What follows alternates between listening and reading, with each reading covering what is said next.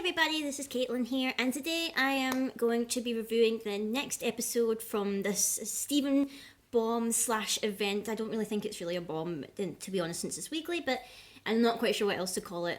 In Too Deep, obviously, but I previously did the review on Same Old World, and this week would be the review of Barnmates, but the only available video I could find in order to watch it, because obviously air dates between like America and the UK is very complicated. Like, I've struggled to actually find out when the UK actually premieres the new episode, because obviously it's Cartoon Network, and like the time differences and such, and it's been very difficult, especially with like my work, and I also have like a new puppy and stuff, so it's like been very hard. I don't have any time to myself. Actually, I'm only managing to record this right now because the dog is asleep right now, so that's why recording these videos has been a bit sporadic. But the only way I could find a way to watch this episode was a back-to-back with the following episode, which was Hit the Diamond. So I guess I'm combining the two episodes into one review because I watched them back to back, which I feel like you're meant to do, and I feel like it was supposed to happen because they kind of Barnmates ends and leads straight into Hit the Diamond, so there's not like a gap in time or whatever. It's like literally these episodes are pretty much one package, similar to Super Watermelon Island and Gem Drill. So I'm gonna like review them together just so it makes a lot of sense. And obviously, I'm going to be talking about spoilers, so if you've not seen the episodes yet, especially if you haven't seen Hit the Diamond yet, because I'm going to be discussing that as well, I do believe it is up online somewhere if you really want to find it, but like, please try and still watch the original broadcast just to support the show. I would love to watch the original broadcast if I could, but obviously, due to like my time constraints and like scheduling, and obviously with this puppy, I've not got a lot of time in my hands just to relax and do stuff like that, so here we go, going into it. So Barnmates kind of leads on from last week where we watched Same Old World. Lapis decides she wants to stay at the barn, but she's obviously not happy about sharing it with Peridot. And at first I was really curious as to what was Lapis's reasons for disliking Peridot in particular, because she seemed like most of her grievances came from Homeworld and from Jasper. I couldn't understand why she would maybe have such a thing against Peridot, because I'm guessing Peridot was just like doing orders, but it turns out through like kind of some conversation through the episode, it's because Peridot was the one who interrogated her about Earth, and was the one who wanted to bring Lapis on the mission to return to Earth to investigate it with Jasper. So Lapis didn't want to go back at all, but Peridot was the one who insisted that she come along because she was their Earth informant. She knew what the current state of Earth was, she knew what it was like, she could provide information. And obviously Lapis didn't want to return to Earth, she'd only just escaped from it, and she didn't want to be trapped there again. So she has held a grudge against, not Jasper, I want to say Jasper all the time. She holds a really strong grudge against Peridot in particular because of that. She feels it's her fault that, you know, she had to come back to Earth in the first place, and that she got trapped by the Malachite fusion, and, you know, that she's had to suffer so much. So she's got a really big grudge against Peridot. And through I don't know why Peridot is so oblivious to this. Like, she doesn't seem to understand why this would have caused such a big deal to Lapis, but I think eventually through the episode she kind of like learns a little bit. Steven obviously tries to help them. He tries to suggest like making a gift for Lapis, and we also learned that Lapis is not a singular gem. There are other types of Lapises out there, because Peridot says, well, she's a lazuli, their thing is flying in water. So it makes it clear that Lapis isn't the only kind of our gem. We know that Sapphire is like rare and that we've not seen other Sapphires or whatever, but it makes it clear that a Lapis is not like a rare type of gem, at least maybe not as common, but like they are known as a force of Lapis. So like they are like, so not as common as rubies, I would say, but maybe like more so common than sapphires. So I'm guessing like Lapis is not the only Lapis out there, so that was kind of interesting, I thought.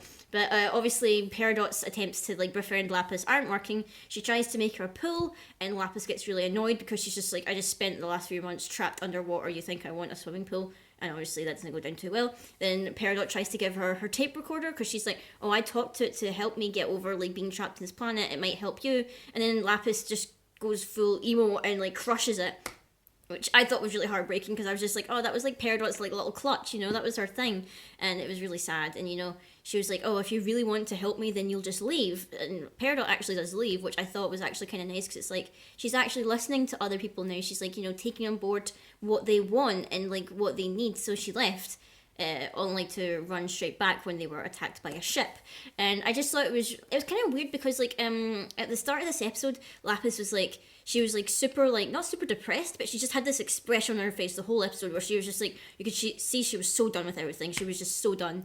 And gradually over the episode, her hair was becoming messier and messier. Like, it was losing that kind of serene, like, curve and everything. It was becoming more jagged and everything, which I thought was a nice touch because it showed how exasperated she was getting with Peridot and, like, But by the end of the episode, Lapis, like, smacks the ship, you know, and when she smacks the ship and it hits the ground, it forms a diamond, and, you know, she kind of accepts Peridot is living here and that, you know, she will put up with it. She's not going to be totally friends with Peridot, but she accepts that Peridot will be there and she will share the same space with her. The ship arriving also brought Pearl, Amethyst, and Garnet. Why do I always want to say Jasper? She's stuck in the middle of down into the crust of the earth somewhere. Garnet over from the temple because they saw the ship. And this leads into Hit the Diamond, where it turns out the people inside the ship were a group of rubies who were sent from Homeworld to find the Earth commander who was in charge of the Earth mission. And, you know, they're panicking, obviously. Peridot doesn't want to get caught and blah, blah, blah. And Garnet apparently has this brilliant plan to try and make them go away. She unfuses and becomes Sapphire and Ruby, and Ruby tries to infiltrate the other group of rubies, who, for some reason, even though they come from Homeworld, they all have individual personalities and appearances. Like before, when we saw the rubies in The Answer, they all looked really uniform. They all had the exact same appearance except for where their gem was placed. These rubies have different outfits. They clearly have like different voices as well. And it's so weird. And one of them is wearing glasses that look like Garnet's, but they're yellow, which is so weird. I'm like, she's the leader ruby. And, you know, it is kind of confirmed that these rubies are pretty stupid. Like, you know, they don't even notice that our ruby, Crystal Gem ruby, has slipped into their group. And then Sapphire shows up because clearly it's not working. They want to search the barn. They want to look around. They don't believe it's just humans here. So Sapphire comes up. Well, I don't think it's Sapphire. It's Steven comes up with the idea of playing baseball. And that's where Hit the Diamond comes from. And, you know, if the rubies lose, then they need to leave Earth and go away. And if they win, then they can search the barn. So Pearl, Amethyst, Lapis, and Sapphire pretend to be humans, and they all dress up in like human clothes or whatever to play baseball. And I think it's just so funny because in the entire episode, Lapis has that same expression on her face where she's just like, "I'm done," and she calls herself Bob, which I think is a nice throwback way back to when Lapis first left, when Steven's just like, "Okay, Bob," and she's just like, "My name is Lapis," and she takes Bob as her name, which I thought was pretty cute. But Lapis was probably my favourite part of the episode, as well as Ruby and Sapphire, because they just spent the whole episode flirting. They just spent the whole episode flirting with each other, and even Lapis picked it up, because like Pearl's just like, "What are they?" Or was it Pearl or Steven? She was like, "What are they doing?" And Lapis just like, "They're flirting." Like she looks so done by that point. She's just like, "Why are we even doing this?" Which I thought was so funny. But it turns out that the rubies weren't actually looking for Peridot. They were looking for Jasper, because they considered her to be the leader of the Earth mission, which I thought was really weird, because I was like, wouldn't they have been looking for Peridot? Because Peridot was the one who's, like, you know, sided with Earth now. But I guess Yellow Diamond is trying to find Jasper, because obviously Jasper should be in charge of this whole situation, and yet she's not there. So I'm guessing that's why they were looking for Jasper. And Steven tricked them and said that they were on Neptune. So now they're going to look on Neptune, and obviously Jasper's not going to be there. So I'm not quite sure what's going to happen with that. But this may be the last instance of Homeworld that we see for a little while. I'm not too sure how long, because the next episode, I believe, Steven's gone back to the temple and Lapis and Peridot are staying at the barn, which I think makes sense because you don't want too many gems living in the temple because they've already got their own different rooms, and I don't think they would be willing to renovate or whatever just for Lapis and Peridot. So hopefully Peridot and Lapis will be able to be good roommates or whatever at the barn, and they can get along well. The next episode, I think, is Steven Floats, and I think this one's exploring a new power of his. I believe that will be, I don't know if it's airing next week or the week after. I'm pretty sure it's already been leaked online.